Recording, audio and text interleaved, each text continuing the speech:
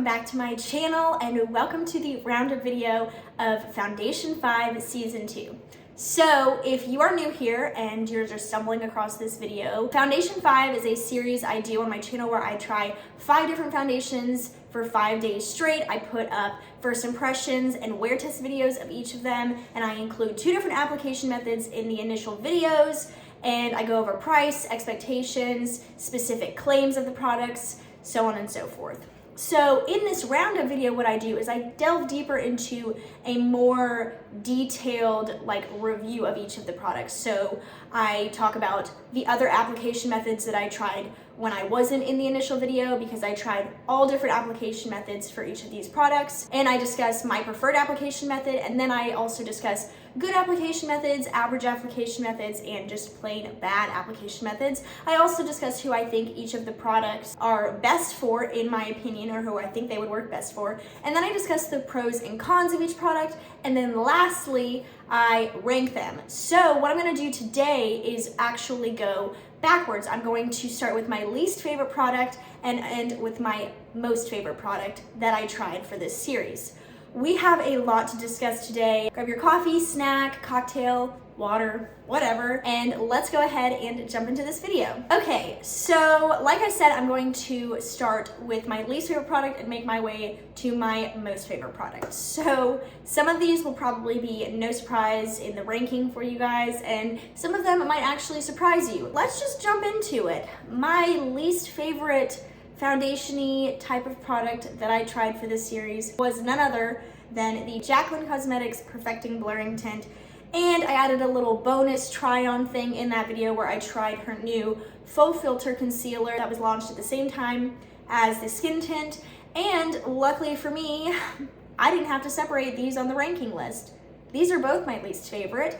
We're gonna get into why, but before we do, let's talk about price. So this retails for $34 on Jaclyn Cosmetics site, Ulta's site, and Morphe's site. I bought it on Ulta's site actually before it officially even launched, so I was able to grab it before it went out of stock, which was awesome. And then the concealer retails for $26 also on Jaclyn Cosmetics site, Ulta's site, and Morphe's site. I picked this up on Ulta's site as well for $24, so not super cheap, not super expensive, kind of like a middle of the road price range, but still more expensive than I would ever pay for these products. So I believe this would work best for people with normal to maybe combination skin with minimal imperfections. So like really nothing to cover, and of course it is a skin tint, so it's not supposed to really provide a lot of coverage, but I just think that that's who it would work best for because of the kind of product it is and how it kind of wears and performs. Application methods. The only good application method that I found was actually the Blendiful. I was really impressed with how this performed with the Blendiful. It was the least patchy and splotchy. I thought this was in its best form when it was applied with the Blendiful, but that is really the only application method I enjoyed. The average application methods were sponge and fingers. Same reason for both. It doesn't perform terribly, but it would not blend out on the nose, even with one layer, which I did show a clip of one layer in the initial video at the end of that video. It just bunches on skin, it kind of collects around your nose area, and it's just very not good. The straight up bad application method was with a brush. When you apply it with a brush, it sticks like glue right in the area that you apply it in, and it just kind of collects and makes it look very crepey and just gross. It's a very odd formula, very thick. I would expect it to be more of a serum because it's a skin tint, but it's not. It's very, very thick, so just keep that in mind. So let's talk about the application methods for this. I don't think any application method is good for this. Brush, sponge, fingers, I hated all of them. None of them are even good because this is a crappy product. I am sorry, I am just stating it like it is. It does not work well. I don't even really think that people with oily skin would like it because it doesn't blend easily. I have combination skin that leans dry in the winter, just in case you're wondering, but I still don't think that this would work for really anybody. I tried to spot conceal with it and it sticks like glue right where you stick it, so under my eyes looked really patchy in the first video, and after that as well. I thought that it was just so bad. I do plan on returning at least this and most likely this after this video because it's like 50 something dollars for both of these products, and I'd like to get my money back because I just don't foresee myself using really either of these products, but especially this. Now that we've kind of dogged on these products, let's talk about a couple of pros, some positive things. I like to be somewhat positive when I give negative reviews, I guess. I will say that the shade range for the concealer is very, very nice. It's 35 shades. And I think that that's a really good starting point, or really just, you know, shade range in general, even if it's not just the starting point. And I know Jaclyn has gotten a lot of kickback on shade range issues in the past and the present.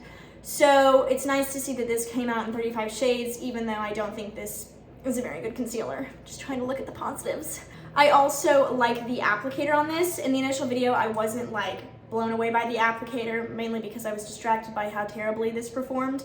But I think that this is so nice and just tiny, so it gets really up in the crevices and your nooks and crannies. Even though it doesn't blend in your nooks and crannies, you can get it up there. It reminds me a lot of the Maybelline Fit Me like original concealer. I'll put a picture of that on the screen. That's what the applicator reminds me of, except that's like a way better concealer.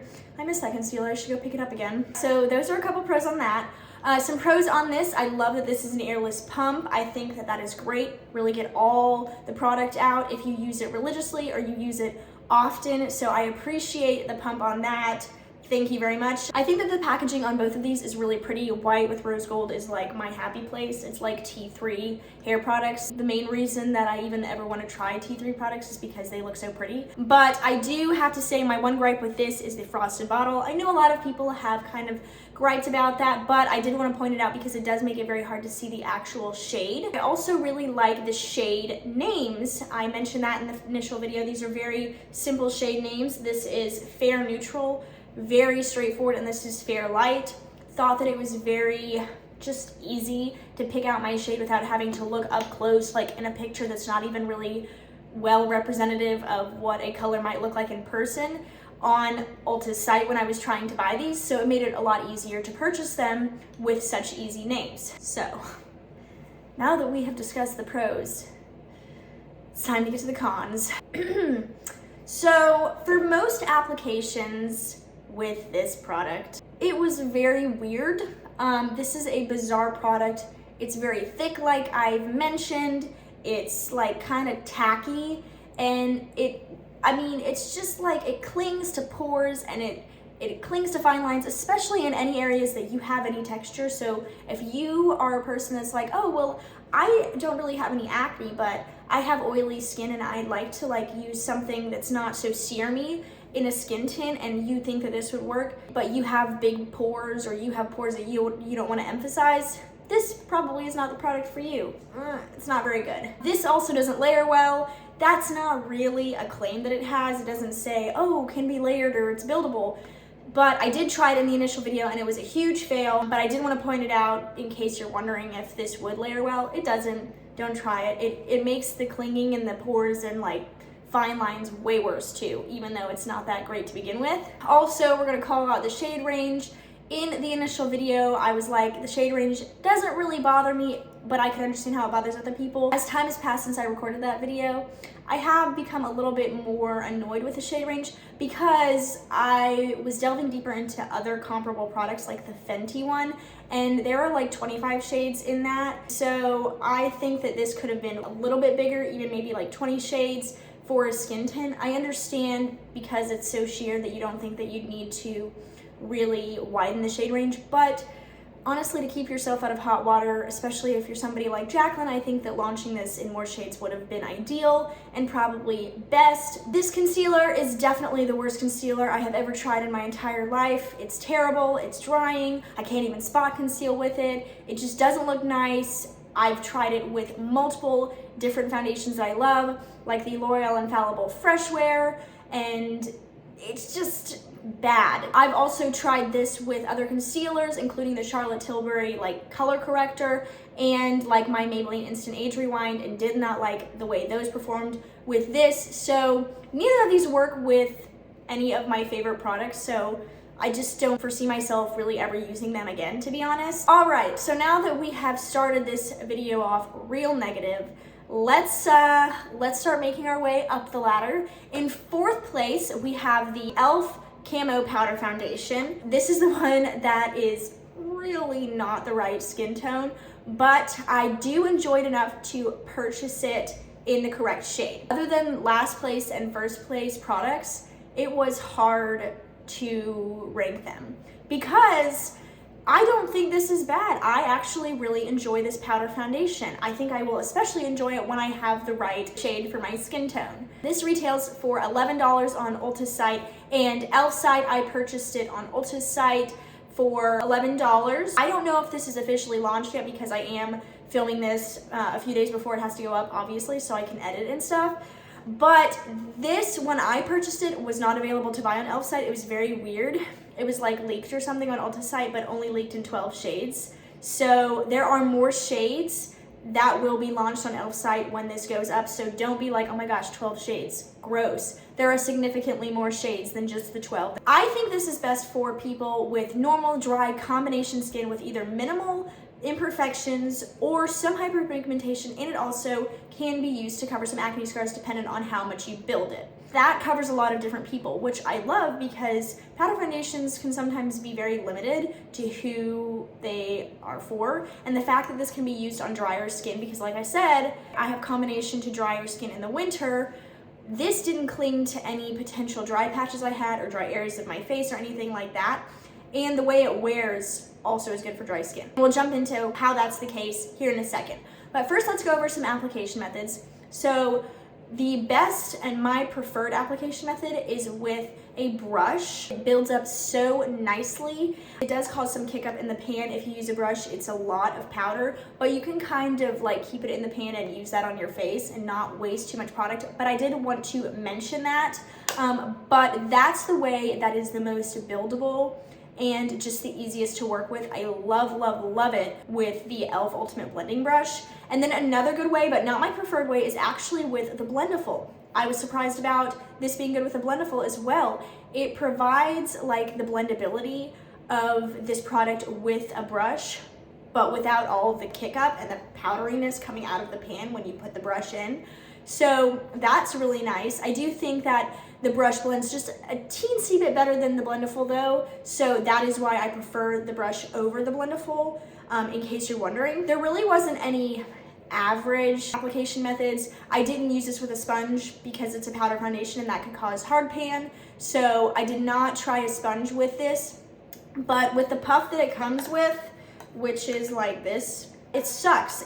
I would not suggest it. That is a bad application method. It's terrible. It doesn't work. In the initial application, I was like applying it and I was like, what's going on? It's so not blending. Don't use the puff that comes with it unless you're using it for touch-ups. Let's talk about some pros. There are quite a lot here. This provides a natural satin finish, which is why this works pretty well with drier skin. Now, off of initial application, it seems as if this is more matte, but if you let it sit for like 10-ish minutes, it starts to like just kind of melt in your skin and it looks a lot more natural than it does when you initially apply it. This is also very, very buildable, which is nice. So if you want like a lighter layer, you can just put like one layer on and you're good to go.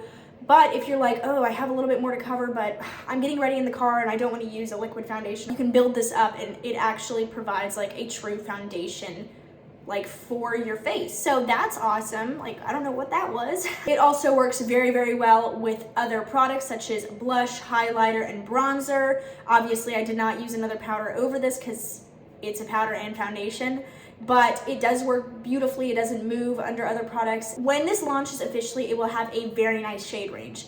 30 shades instead of just the 12 they're on Ulta's site right now. I feel like it did a pretty good job of covering different ends of the spectrum. Based on my observations, it seems like it would reach most-ish skin tones. This is also really, really smoothing and blurring. It does a great job of like kind of hiding and camouflaging your pores, which is perfect because it's the Camo foundation. Another plus is this is pretty long wearing for a powder foundation. I will say it does tend to get pretty dewy throughout the day. However, it doesn't settle into lines as significantly as some other powder foundations. So that's nice. Like you can always like blot away the oil, but if you get a smile line or it settles into your pores, there's really nothing you can do about that except for take the makeup off and start all over again. This is also formulated without talc, phthalates, parabens, and some more toxic ingredients, so that's really nice. We do have a couple of cons because, you know, I'm doing a full-fledged review, so I want to include every little detail.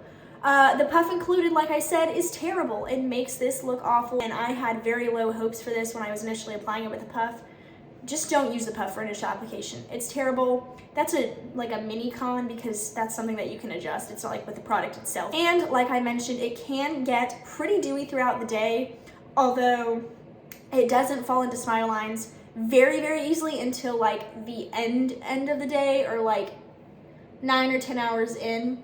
So you can do something about the dewiness. Like I said, these are cons, but they're not the worst cons, so that's nice. Overall, really loved this powder foundation and would highly suggest it. I'm definitely picking it up in my winter shade. So coming in third place is the Pacifica Kind Tint Tinted Serum. So if you watched that initial video, it was a roller coaster of a video. It was very weird because I was like putting this on and I was like, this isn't doing anything. Like, my skin does not look any different than it did when I had nothing on. And it really didn't. Like, I was really confused. I don't think that really did anything. When layered, have like a touch of powder on top of it, it looked really, really nice. So I was really impressed with this. By the way, this retails for $14 on Ulta's site and Target's site. For some reason, I cannot find it on Pacifica's site itself, which is very bizarre, but I did search for it and maybe, I don't know, maybe it's just not available to purchase there yet. Who knows? I did purchase it on Ulta's site for $14. It is 1 ounce, even though it looks really small, just in case you're wondering. All of the liquid products in here are 1 ounce, by the way. I think this is best for those with normal, dry, oily, and combination skin with minimal imperfections, or on a day when somebody just wants a little something on their skin but doesn't want to go full coverage. Like I said, when I was applying this, I was like, this is doing nothing. But as I worked with it more, I started to see the beauty of this product. It provides a satin finish, which is why it is so usable for every different kind of skin type. Now, if you have minimal imperfections, or you are somebody who's like, I don't care if I have imperfections, or I don't really care about covering my imperfections, I just kind of want to look a little bit more put together and less like I just rolled right out of bed, then you would really enjoy this product. My favorite application method is with a brush. This, especially layered, like with like 1.5 to 2 layers with a brush, works beautifully. Does not pill that way, provides such a nice low coverage, but like kind of perfecting things on your skin. Some average application methods are with fingers. I felt that when I did it with fingers with 1 layer, it was fine, even though it didn't provide like any coverage at all. But when I tried to apply it with but when I tried to apply this with fingers with 2 layers, it pilled. So that was a little bit annoying. Blendiful, it doesn't work well on your nose, and the same with just like a sponge. It looks fine on this area, but like on my nose, I just couldn't get it to blend or whatever because I felt like the sponge was like soaking up too much of the product, and then the Blendiful, it was kind of just like sliding it around. Best way to apply this is with a brush, I promise you. There are a lot of pros here. This one and second place were very hard to place because this one seems to have more pros than the other one, but we'll get to why that one ended up winning second place when I get to that one. But the pros of this one are that it has a satin or demi-matte finish. It is very nice. It definitely leans a little bit matte, but it's got a little bit of life to it, so it's not like a flat matte. It's sheer to light coverage, but it's sheer to light coverage that you can't tell it's on your skin. It's very undetectable. If I want to have like just a teeny tiny bit of sheer coverage and I want to look a little bit more put together, I don't want you to be like, that girl's wearing makeup. I want you to be like, that girl has great skin. Not that you'd be talking about me, but you know. This also doesn't fall into lines or pores easily at all, which is really nice. It only happens pretty late in the day, and it doesn't accentuate texture. Another thing that I found really interesting about this was how long wearing it is. It is like the most long wearing skin tint I think I've ever used in my entire life. It lasted for 14 hours in the initial video. When I got home, I was so impressed with how it looked. It looked amazing, like so amazing. If you're one of those people that's like, I don't really want to wear like a full coverage kind of product, but I still want it to last all day, this is what you need. I also love the ingredients. It has the like true form of vitamin C, which is ascorbic acid, which is so nice. It also has hyaluronic acid, niacinamide, caffeine, and squalene. I did want to say that squalene sometimes, or squalane, I don't know how to pronounce it, I'm sorry, but squalene or squalene is the second ingredient. So if you have experienced breakouts from squalene in the past, then you'll definitely want to stay away from this product because it is the second ingredient. You also cannot feel this at all on the skin, which is great. If I'm going to wear a product like this, I don't want to feel it on my skin. I'm not going all full glam, so I don't want to be able to know that it's like there. I don't want to be like, my face feels sticky and gross. It also doesn't contain talc, parabens, phthalates, or mineral oil, so that's really nice. And look how cute this package is. This is the perfect size for travel. You just stick it in your travel bag and it's very, very compact and it fits a whole ounce of product in it. So that's great. I love the size of this. Like I said in the initial video, I thought it was gonna be like this big and it showed up and I was like, this is so tiny. It also works really, really well with other products. So like powder, blush, bronzer, highlighter. It looks great with all of them. I even tried it without powder on top of it to see if the bronzer and blush and highlighter blended well over the top of it without having set it with powder, and they do. They did not pick up in any certain area, it didn't pick up the product, and it did not like stick to the face. I have too much bronzer on that side of my face, okay, don't look at it. Okay, so now for the cons.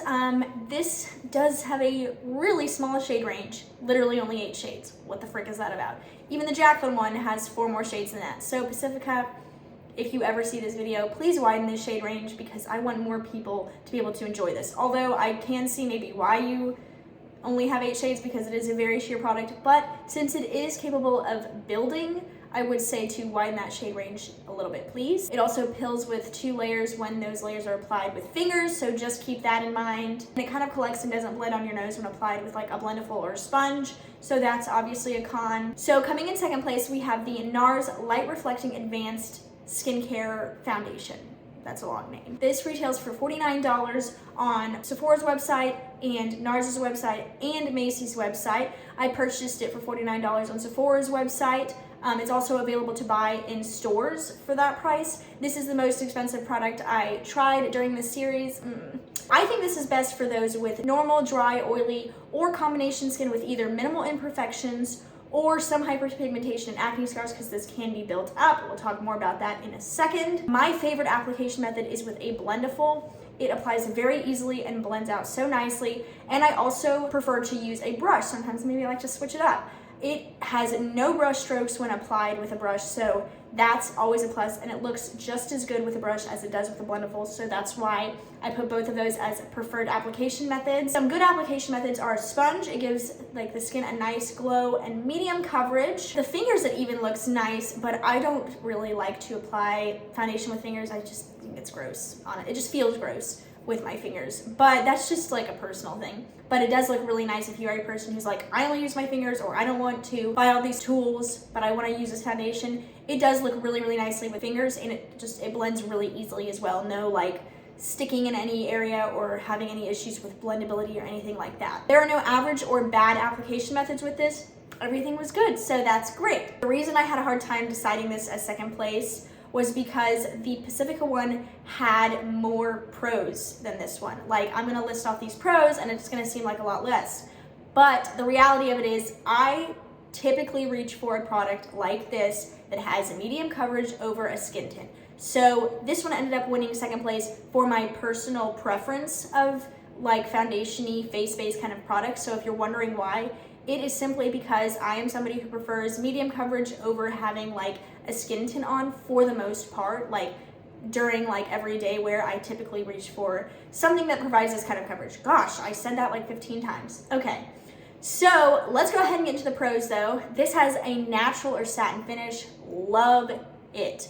Really reminds me of the L'Oreal Fresh Wear in the way that it applies and looks when you have it on. It just looks so nice. It provides medium coverage, like I said. I can't really detect a smell I don't know if it has any real fragrance in it. I don't think it does, but I'll put that on the screen if it does or not. It's also very, very buildable, so if you put on one layer and you don't think it's enough, you can build it and it looks so nice. There's no problems with building it. It blends nicely over one layer of itself, so that's always good. I love foundations that build. It works well with other products like blush, powder, highlighter, and bronzer. Never had any issue with it. And this one does have a decent shade range. It's got 36 shades. And lastly, it is smoothing and blurring. It looks so, so nice on the skin. So for the cons, because there were some cons, and you could see that in the application video, this really breaks apart on my chin within like 4 to 5 hours. It's weird though, because it doesn't get necessarily worse from there. It just breaks apart right here and emphasizes like the fact that I maybe have blackheads or pores because I'm not a painting, I'm a person. That should be on a t-shirt. It was so weird because like when I initially put it on in the application video, I was like, this is amazing. And then in the 4-hour check-in, I was like, why is it settling in my pores? And like, why is it accentuating that? So that was annoying, but it doesn't really worsen. It maybe worsens like minimally throughout the day. So it wore nicely for 12 hours. All over my face except for on my chin. The shades from Nars are always so yellow toned, so that'd be great if you could like not have them all yellow toned Nars. That's always been a gripe of mine, and I've actually heard a lot of other people talk about that. But overall, I really did enjoy this foundation, and I like the fact that it is skincare infused. We are officially to the first place winner. Obviously, if you watched the initial videos, you know which one I'm about to say. And it is probably no surprise to you because I was raving about the foundation during the initial first impressions video. It is the Charlotte Tilbury Beautiful Skin Foundation. I'm actually wearing it today and I love the way it looks all the time. This is the second most expensive that I tried. It retails for $44 on Charlotte Tilbury's website, and Sephora, I picked it up from Sephora's website for $44. I think this is best for those with normal to dry skin or combination to dry skin. I think if you have oily skin, this might just be a little bit too dewy-ish for you. I don't necessarily think that it has a dewy finish, but I think it could have a dewy finish if you have oily skin because foundations perform all different ways on different skin types, of course. I think that you can get medium coverage with this with a first layer. I think it's a light medium coverage, but you can build it up to medium coverage and I think it looks great. I haven't had a breakout since trying this, which I'm grateful for, but I can't say if on its own it would cover a singular breakout. So I'll have to like tell you in the future if that's the case. So my preferred methods of application are blendiful, sponge, and fingertips.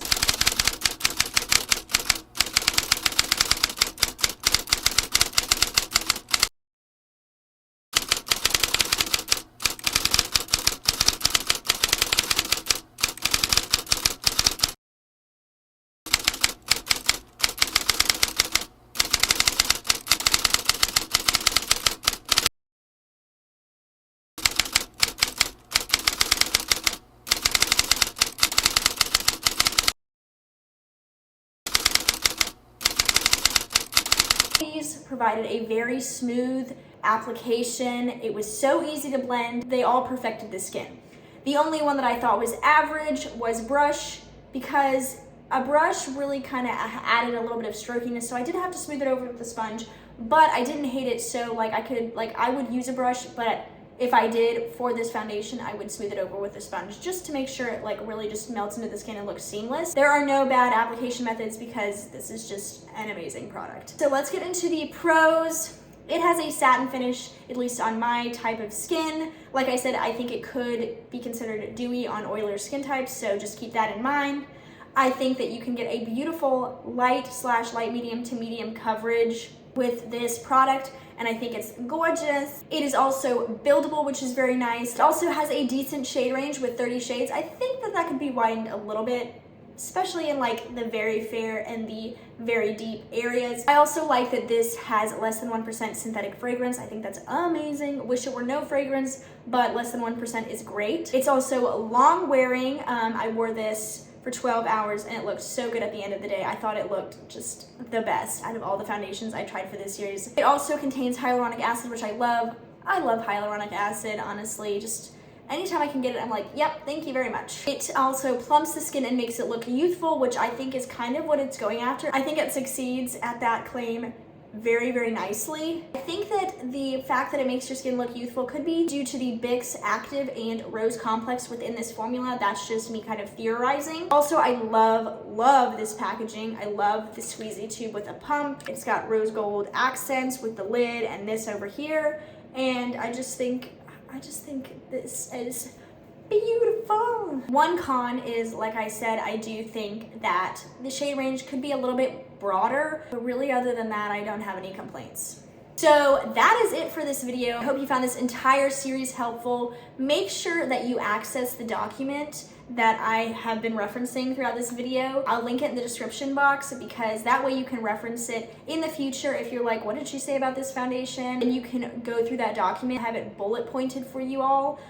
That way you don't have to watch the entire video. You can if you would like to watch the entire video, but you don't have to watch the entire video in the future if you want to reference back to the information I provided. I hope you found it helpful and detailed enough and informative. I try to be as detailed as I can, so I hope that I succeeded and helped you guys kind of understand how these products work and who they work for and all of that stuff. Anyway, I'm so excited we got to do another season of this series. I can't wait to do it again in the future. I hope you guys liked it. If you did like this video and this series, please make sure you're giving all the videos a thumbs up, including this one, and make sure you have that notification bell on down below so you don't miss out on any videos that I upload in the future. And also subscribe if you're not already. We do lots of fun stuff over here. Makeup, really anything beauty, lifestyle, vlogs. So we have a lot of fun stuff going on this channel. But anyway, I hope you guys have a great rest of your day, and I will see you guys in the next video.